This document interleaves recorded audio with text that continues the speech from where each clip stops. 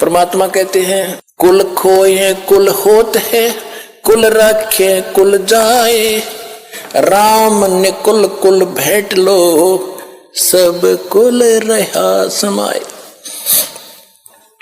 कहते हैं परमात्मा कि यदि तुम इस खानदान के चक्कर में भक्ति को नहीं अपनाओगे, कबीर साहब कहते हैं कि कुल की करनी के कारण अंसा गया भिगो, और तब ये कुल के कर लेगा जब तू चार पाया का हो।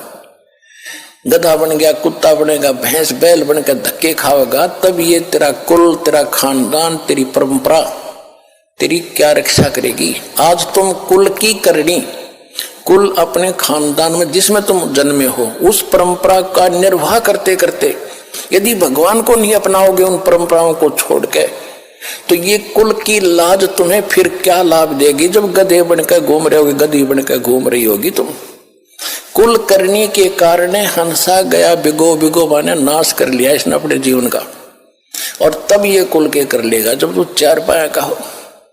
फिर क्या कहते हैं, कुल राखे कुल जात है, कुल खोए कुल होत है, कुल राखे कुल जाए।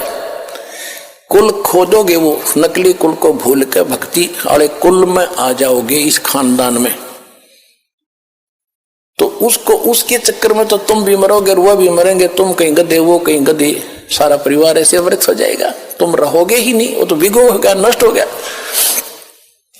कहते कुल राखे कुल जात है, उसकी परंपरा कुल की मर्यादा में रहेगी तो तुम गए खत्म, और कुल खोए कुल हो, उस संसारिक कुल की मर्यादा को तोड़कर आप यहां आगे इस राम निकुल कुल भेंट ले, और सब कुल रहा समाये।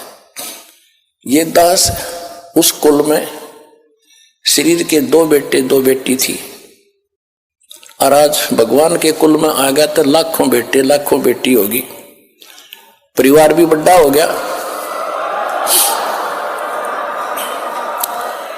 तो यहां परमात्मा कहते हैं राम निकुल कुल भेंट ले। भगवान वाले जो यो कुल कितने को नहीं यहीं पर है जो हम बनाएंगे, इसे कुल को भेंट लो, उसमें शामिल हो जाओ जिसमें सब कुल रहा समाए।